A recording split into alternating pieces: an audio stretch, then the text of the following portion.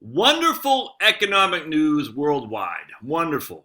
Regardless of politics, regardless of religion, there is so much positive news out there that to not look at it, if for some reason is to want to be negative, and I don't get it. So I might rename the channel the antithesis of doom and gloom because there's so much to be grateful for. So I'm going to share with you a story here today that came from a few months back, which is just it's freaking. You sit there and you just sit in awe about how the predictions of the climatistas, the naysayers, the doom and glooms are. I mean, there's all kinds from the right and left, all kinds. How they've just been so wrong, and yet we still go down this track of, oh, everything's going to hell in a handbasket. I mean, look, if it bleeds, it leads. That's journalism 101. You know, the negativity sells. I get it. Fear sells. We know for a fact that fear is much more abundant than positivity. We know that if you were to make you are twice as much more fearful as you are as positive of gain, if that makes sense. What's his name? Kahneman and Amos Tversky won Nobel. I don't think Amos did, Tversky, but Daniel Kahneman won prizes, Nobel Prize on this. That said people have so much more fear than they do of promise. Fear is just human is part of humanity to keep alive, to deal with whatever consequences that are coming down the pike. You got to be fear, looking out, head on a swivel, looking out. What's out to get me? What's out to get me? What do I do to protect myself? And that's fine. But the reality is what is literally happening. So let's read this here. It's from the Brookings Institute. No right-wing think tank is this. Brookings Institute is definitely, I don't want to say hard left like The Nation or Mother Jones, but definitely on the left side of things. It's probably a place where, what's his name? Not Bill Clinton, like Bob Kerrey. Remember, he was a leftist senator from Nebraska, could find himself at the Brookings Institute. Some of Clinton's economic guys, because they weren't, far left, but they were certainly left. Anyway, a global tipping point. Half the world is now middle class or wealthier. So let me read you a thing from this book right here. Hold on just a second. I'm going to show you why this is incredible. So this is going to be from The Moral Case for Fossil Fuels by my man Alex Epstein. And he says, in 1972, the leading resource theorist of the time was Paul Ehrlich. And I've mentioned this guy a bunch of times, the population bomb and whatnot. Never mind Thomas Malthus back in late 1700s, 1800s France. I can't remember. But anyway, where there's going to be too many people, we can't feed them. So, in fact, Paul Ehrlich was so popular that he appeared on the Johnny Carson show even. And he said, by the year 2000, the UK will simply be a small group of impoverished lands inhabited by some 70 million people. Hungry people, excuse me. And in 1974, America's economic joyride is coming to an end. There'll be no more cheap, abundant energy and no more cheap, abundant food. Let's see what else here. I want to show you something else here as well. And then hold on just a second. Oh yeah, here we go. John Holdren, which was a prodigy of Paul Ehrlich, who served as science advisor to President Obama. And he said in 1986, it was possible that carbon dioxide in climate-influenced famines could kill as many as 1 billion people before the year 2020. Nuts, man. And then Ehrlich says, and this is the 70s, if I were a gambler, I will take even money that England will not exist in the year 2000. It's crazy. And then we're on all the stuff about Bill McKibben and it's just these guys are just notoriously naysayers. And yet, fast forward, a tipping point. Half of the world is now middle class, and this is in 2018. Where's the date on this? September 2018. Something of global significance is happening almost without notice. For the first time since agricultural-based civilization began 10,000 years ago, the majority of humankind is no longer poor or vulnerable to falling into poverty.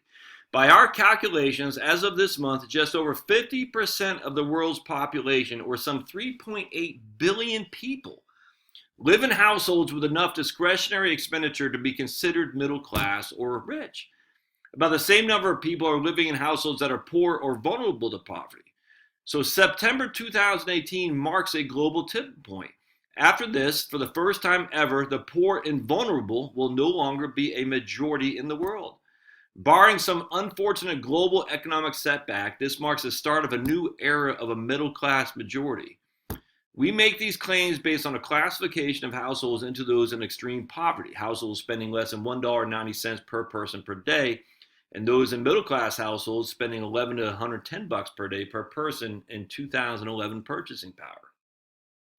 Two other groups round out our classification. Vulnerable households fall between those in poverty between $1.90 a day and $11 a day, and those who are at the top of the distribution are classified as rich, which would be all of us in the United States. Our middle class classification was first developed in 2010 and has been used by many researchers. While acknowledging the middle class does not have a precise definition that can be globally applied, the threshold we use in this work has the following characteristics. Those in middle class have discretionary income that can be used to buy consumable durables like motorcycles, fridges, and washing machines. They can afford to go to movies and indulge in other forms of entertainment. They may take vacations, and they're reasonably confident that they and their family can weather an economic shock like illness or a spell of unemployment without falling back into extreme poverty. A lot has been written about the world's progress in reducing the number of people living in extreme poverty, as highlighted by the Bill and Melinda Gates Foundation. We believe that another story relates to the rapid emergence of the global middle class. This middle class story is probably bigger in terms of the number of people affected. In the world today, about one person escapes extreme poverty every second, but 5 people a second are entering the middle class. The rich are growing too, of course, at a smaller rate. And it's just, look at that, 3.8 billion who are, 3.8 billion who are vulnerable or poor, 3.8 billion who are middle class or rich. And of the 3.8 billion who are vulnerable or poor, only 630 are poor and the rest are vulnerable. Basically, we're one paycheck away. I mean, the ramifications, here's the ramifications as an investor. I mean, but just, how could you not just sit there and be in awe about the human ingenuity which has led to this? It's just, I find it to be humbling. And if you're not humbled by it, then what are you doing? I don't get it. I mean, I literally don't get it.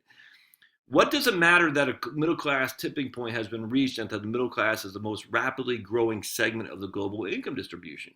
Well, because the middle class drive demand in the global economy and because the middle class are far more demanding of their governments. Consider the structure of the global economic demand. Private household consumption accounts for about half of global demand. The other half is split evenly between investment and government consumption. Private household consumption accounts for half of global demand. 2/3 of household consumption comes from the middle class. The rich spend more per person, but are way too few in number to drive the global economy. 2/3 of household consumption comes from the middle class.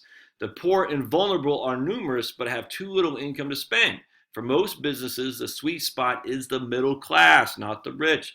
This has long been true in individual advanced economies, and now it's true on a global scale. However, targeting the global middle class is not easy. The middle class like differentiated products, and their tastes will vary from country to country. The new middle class is predominantly Asian. Almost 9 in 10 of the next billion middle class consumers will be Asian, but they are spread out in China, India, South and Southeast Asia. It's no accident that the latest Hollywood hit is Crazy Rich Asians, or that Asian multinationals are emerging that have built a domestic brand and now look to compete abroad.